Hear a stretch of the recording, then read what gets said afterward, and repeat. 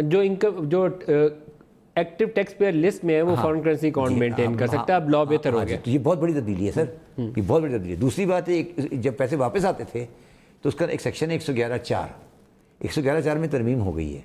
अब 111(4) में एक अमाउंट की लिमिट आ गई है, उस लिमिट से ज़्यादा हुआ तो सवाल पूछा तो सर 1 करोड़ की आपने लिमिट डाली है, टुकड़े करके बुला लेगा? नहीं, अभी भी फलूदे वाले पैसे निकले कि नहीं निकले? नदीम एक बात सुनो, बिल्कुल गेट खुला होने के बाद 1 लाख की लिमिट बहुत बड़ा तब्दीली है, जो लोगों को अंदाज़ा, आपको भी अंदाज़ा है कि लोगों को इस पर परेशानी हो रही है, लोगों को समझ आ रही है। वो जो लाहौर वाले पैसे निकले आपको पता है कैसे निकले? ऐसे निकले? नहीं सर, ये अभी शहबाज के जो बच्चों के पैसे मैं सिर्फ ये कहना चाहता हूँ कि ये दोनों लिंकेज है, ये दोनों लिंकेज। एक और मैंने सवाल करना है जी, वो ह्यूमन इंटरेस्ट का सवाल है जी, और वो हमारी जहालत का सबसे बड़ा मज़र है जी।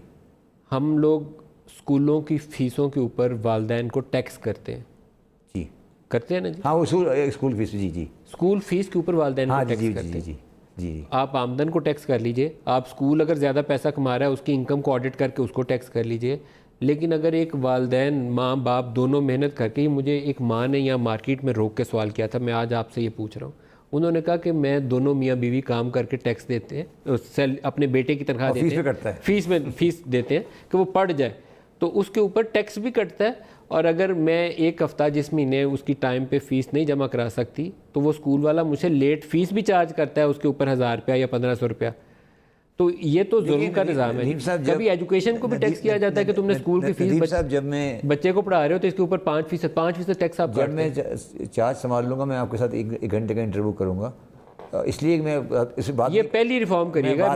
मैं माँ का सवाल आपके सामने करना चाहता, मगर मुझे आपने सारे सवाल मेरे जहन में हैं, क्योंकि मैं बात करूंगा तो वो इसकी डिफरेंट मीनिंग ली जाएगी। मगर ये सारी जो आप बातें कर रहे हैं, ये हमें पता है, इसको लिख लीजिएगा। नहीं, मुझे याद अच्छी तरह, ये मुझे पता है कि सेक्टर में सर अस्पताल जाते हैं आप बच्चे को स्कूल दाखिल कराते हैं, आप डॉक्टर के पास जाते हैं, रसीद कोई नहीं मिलती ना, होटल में जाते हैं, रसीद कोई नहीं मिलती ना, आपको कोई मिली आज तक जिंदगी में? और वो टैक्स काट रहा है उसका ना, टैक्स काट, वो सर वो उसका तो कारोबार आपके पैसे पर हो रहा है, वो आपके पैसे पे कारोबार कर रहा है, गवर्नमेंट के पैसे पर 15% टैक्स काटता है, जमा नहीं कराता।